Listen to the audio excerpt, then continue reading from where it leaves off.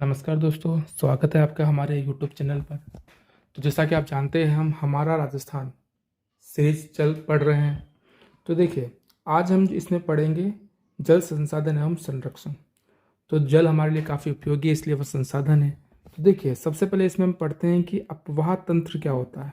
अपवाह तंत्र क्या होता है, तो देखिए, अगर किसी प्रकार की जो धरातल है, वहाँ पर जितनी भी जो नदियाँ वगैरह होती है, तो धरातलीय बनावट एवं भूगर्भिक संरचनाओं के आधार पर किसी नदी अथवा उसकी सहायक नदियों द्वारा निर्मित जल प्रवाह की विशेष व्यवस्था को अपवाह तंत्र या फिर प्रवाह प्रणाली कहते हैं।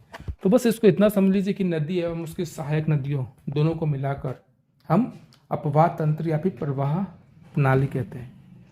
और देखिए, दो अपवाह जो क्षेत्र होते हैं, उनके मध्य की जो उच्च भूमि होती है, जिसके कारण दोनों अपवाह तंत्र का जो जल है वो विपरीत दिशाओं में प्रवाहित होता है, तब उसे हम जल विभाजक कहते हैं। जैसे कि राजस्थान में जल विभाजक कौन है? हमारा अरावली पर्वत। कैसे कि देखिए, जो हमारा राजस्थान है, उसमें ये अरावली पर्वत है। तो इसके अरावली के पश्चिम में जाने वाली जो नदियाँ, पश्चिम से निकलने वाली नदियाँ अरब सागर में गिरती है एवं पूर्व से निकलने वाली नदियाँ बंगाल की खाड़ी में गिरती है। अतः देखिए, इस प्रकार से हमारा ये जो अरावली पर्वतमाला है, ये एक तरीके से क्या हो गई, ये हमारी हो गई जब महान जल विभाजक हो गई। ये ठीक है। तो कौन है बताइए जल विभाजक? हमारे जल विभाजक है अरावली पर्वत। तो राजस्थान में जल विभाजक कौन है? अरावली पर्वत। अरावली के पश्चिम की ओर निकलने वाली नदियाँ अरब सागर में गिरती है एवं पूर्व की ओर निकलने वाली नदियाँ बंगाल की खाड़ी में गिरती है। अब देखिए, इसके अतिरिक्त राजस्थान में कुल मिला के 3 प्रकार के अपवाह तंत्र पाए जाते हैं। 3 प्रकार के। एक है बंगाल की खाड़ी का अपवाह तंत्र, ऐसी नदियाँ जो बंगाल की खाड़ी में गिरती है। सेकेंड, ऐसी नदियाँ जो अरब सागर में गिरती है, एवं ऐसी नदियाँ जो न तो बंगाल की खाड़ी में गिरती है, न ही अरब सागर में, जबकि वो भूमि में ही कहीं ना कहीं विलुप्त हो जाती है। तो देखिए, बंगाल की खाड़ी में तो अरावली पर्वत से पूर्वी भाग में बहने वाली नदियाँ जैसे कौन कौन सी? बनास हो गई, काली सिंध हो गई, पार्वती हो गई, एवं आदि नदियाँ चंबल में मिलकर यमुना नदी में मिल जाती है एवं अंत में ये बंगाल की खाड़ी में गिर जाती है। अरब सागर की ओर तो अरावली के पश्चिम भाग में निकलने वाली नदियाँ अरब सागर में ले जाती है, जैसे माही नदी, लूनी नदी, साबरमती एवं पश्चिमी बनास नदियाँ। इसके अलावा आंतरिक प्रवाह की नदियाँ, ऐसी नदी जो न तो किसी भी समुद्र में नहीं पहुँचती, उससे क्या कहते हैं? जबकि वो स्थल में ही कहीं ना कहीं विलुप्त हो जाती है। तो इस प्रकार की जो नदियाँ होती हैं, हम उन्हें आंतरिक या फिर भूमिगत अपवाह तंत्र कहते हैं। आंतरिक अपवाह तंत्र या फिर भूमिगत अपवाह तंत्र, या तो ये भूमि में कहीं विलुप्त हो जाती है, या फिर ये किसी नदी या फिर झील में मिल जाती है। सॉरी, नदी नहीं, झील में मिल जाती है, क्योंकि अगर किसी और नदी में मिल गई तो फिर वो नदी दूसरी नदी में मिल सकती है। तो ये इसका जो अंत है, या तो भूमि में ही हो जाता है या फिर किसी झील में हो जाता है। अब देखते हैं हम आगे। तो आंतरिक प्रवाह वाली कौन कौन सी? जैसे घग्गर नदी है, बाणगंगा, कांतली, साबी, रूपारेल और मेथा या मेड़ा नदी। अब देखिए, राजस्थान की प्रमुख नदियाँ। अब हम पढ़ते हैं राजस्थान की प्रमुख नदियाँ। तो हम जानते हैं चंबल बहुत इंपॉर्टेंट नदी है। तो सबसे पहले चंबल, तो सबसे पहले निकलती कहाँ से है? यह मध्य प्रदेश के विंध्याचल पर्वत से निकलती है।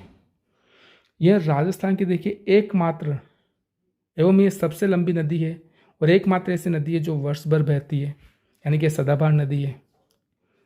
यह चित्तौड़गढ़ जिले में भैंसरोडगढ़ से प्रवेश करती है एवं कोटा, बूंदी, सवाई माधोपुर, करौली एवं धौलपुर जिलों में बहने के बाद उत्तर प्रदेश में यमुना नदी में मिल जाती है। तो देखिए, राजस्थान में ये कहाँ प्रवेश करती है? चित्तौड़ में, भैंसरोडगढ़ में प्रवेश करती है, और उसके बाद में कोटा, बूंदी, सवाई माधोपुर, करौली, धौलपुर जिलों में बहते हुए लास्ट में यमुना, उत्तर प्रदेश में यमुना में मिल जाती है। इसके सहायक नदियों की अगर हम बात करें तो बनास, बेड़च, कोठारी, काली सिंध, पार्वती आदि नदियाँ हैं। इसी के किनारे औद्योगिक नगर कोटा बसा हुआ है। अब हम बनास नदी की बात करते हैं तो देखिए, बनास नदी जो है वो राजसमंद जिले में खमनोर की पहाड़ियों से निकलती है। यह राजसमंद, चित्तौड़गढ़, भीलवाड़ा, टोंक जिलों में बहकर सवाई माधोपुर में रामेश्वर के निकट चंबल नदी में मिल जाती है। यह एक मौसमी नदी है और पूर्णतः राजस्थान में बहने वाली सबसे लंबी नदी है। पूरी तरीके से राजस्थान में बहने वाली अगर सभी नदियों की तुलना करें तो यह सबसे लंबी नदी है। देखिए, वैसे राजस्थान की सबसे लंबी नदी कौन है? चंबल। लेकिन राजस्थान में पूर्ण बहाव के आधार पर सबसे लंबी नदी बनास है। इसकी लंबाई लगभग कितनी है? 480 किलोमीटर है। टोंक, सवाई माधोपुर नगर बनास नदी के किनारे पर स्थित है। कौन कौन से जिले, कौन कौन से नगर? टोंक एवं सवाई माधोपुर नगर। एवं इसकी प्रमुख जो सहायक नदियाँ वो मैनाल है, कोठारी है, बेड़च एवं खारी नदी है। अब देखिए, अब हम बात करते हैं लूनी नदी की। बात करते हैं लूनी नदी कहाँ से निकलती है? तो अजमेर जिले में गोविंदगढ़ के निकट सागरमती एवं सरस्वती के दो धाराओं के मिलने से इस नदी का जन्म होता है। तो देखिए, जो अजमेर जिले में गोविंदगढ़ के निकट, कहाँ पर? गोविंदगढ़ के निकट सरस्वती एवं सागरमती नामक दो धाराओं के मिलने से इस नदी का उद्गम होता है। यह अजमेर, नागौर, पाली, जोधपुर, बाड़मेर, जालौर जिलों में बहने के बाद अंत में कच्छ की खाड़ी में मिल जाती है। बाड़मेर में बालोतरा तक इस नदी का जल मीठा होता है और उसके बाद में इसका जल खारा हो जाता है। देखिए, बाड़मेर के बालोतरा जिले तक इसका जल क्या रहता है? मीठा, उसके बाद में खारा हो जाता है, इसलिए इसे मीठे खारे पानी की नदी भी कहते हैं। इसकी सहायक नदियाँ जोजरी, बांडी, जवाई, मिठड़ी, खारी, सूकड़ी, सागी और गुहिया है। अब हम करें माही नदी की। तो मध्य प्रदेश में विंध्याचल पर्वत से निकलने वाली यह नदी है। यह राजस्थान में मुख्यतः प्रतापगढ़ एवं बांसवाड़ा जिले में बहती है और इसके बाद में खंबात की खाड़ी में मिल जाती है। इसकी प्रमुख जो सहायक नदियाँ है वो कौन कौन सी है? सोम एवं चाखम है।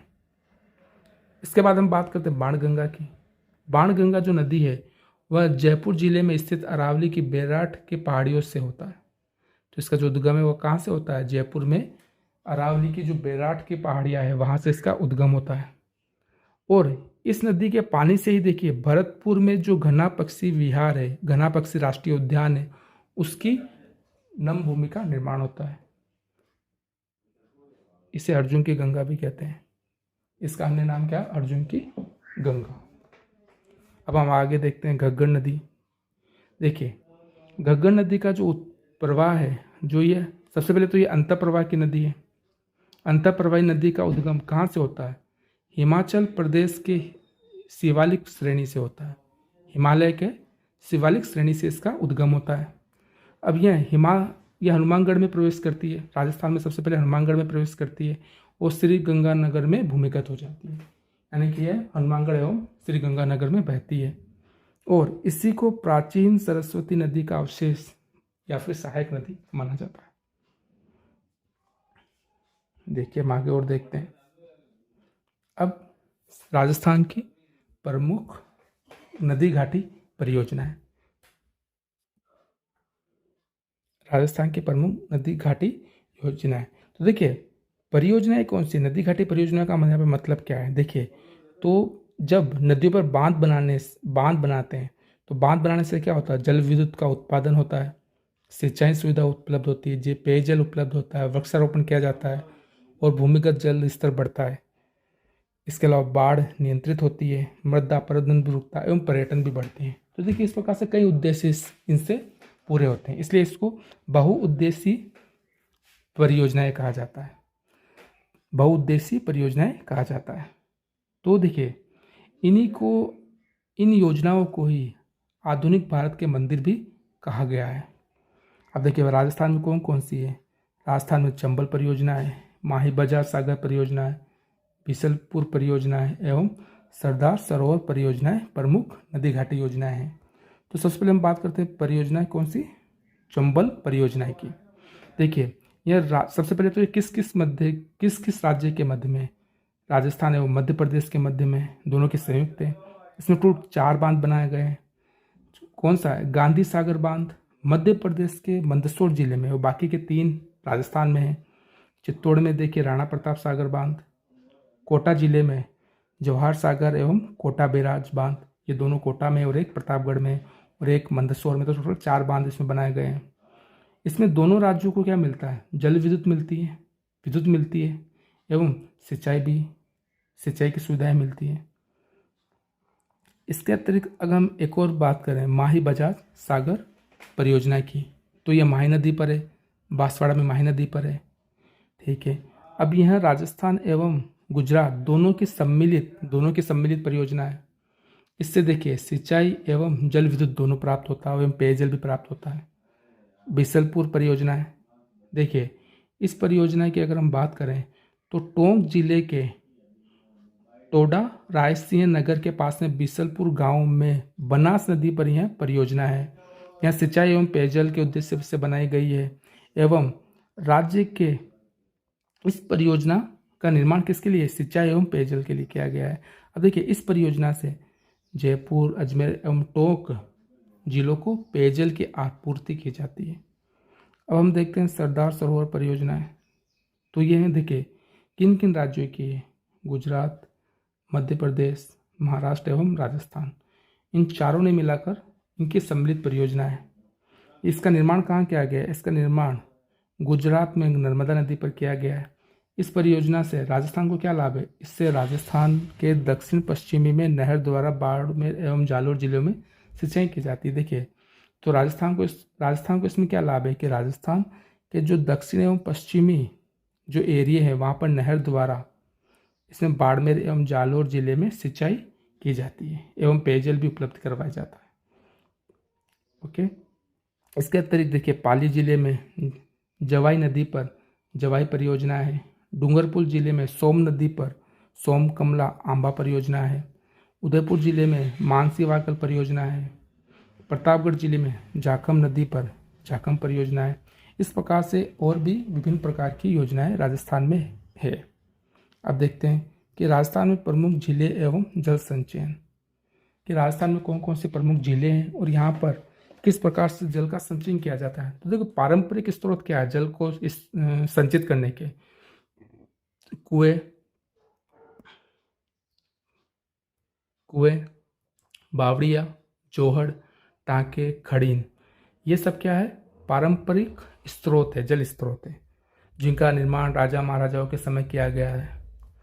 उदयपुर में देखिए, उदयपुर में अनेक झीलों का निर्माण करवाया गया, जैसे पिछोला झील, उदय सागर झील, फतेह सागर झील, गोवर्धन सागर, रंग सागर, स्वरूप सागर, जना सागर आदि झीलों का निर्माण किया गया और इन झीलों को आपस में जोड़ दिया गया ताकि अगर बरसात हो तो एक का पानी दूसरे में चला जाए और सभी के सभी पूरी तरीके से भर जाए।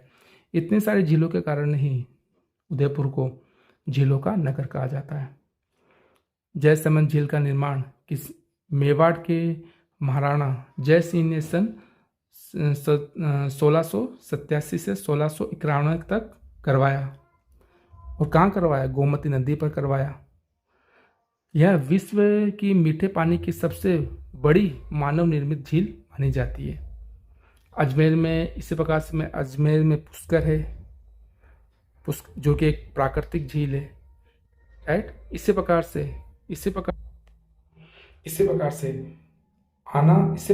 आना सागर भी अजमेर के एक प्रसिद्ध झील है। तो देखिए आना सागर झील कहाँ पर है, यह अजमेर में है। और सिरोही में कौन सी झील है, सिरोही के माउंट आबू में नक्की झील है, यह सर्वाधिक ऊंचाई पर स्थित प्राकृतिक झील है। इसके अलावा राजसमंद जिले में राजसमंद झील है। इसे देखिए जिसके उत्तरी भाग को नौ चौकी कहा जाता है।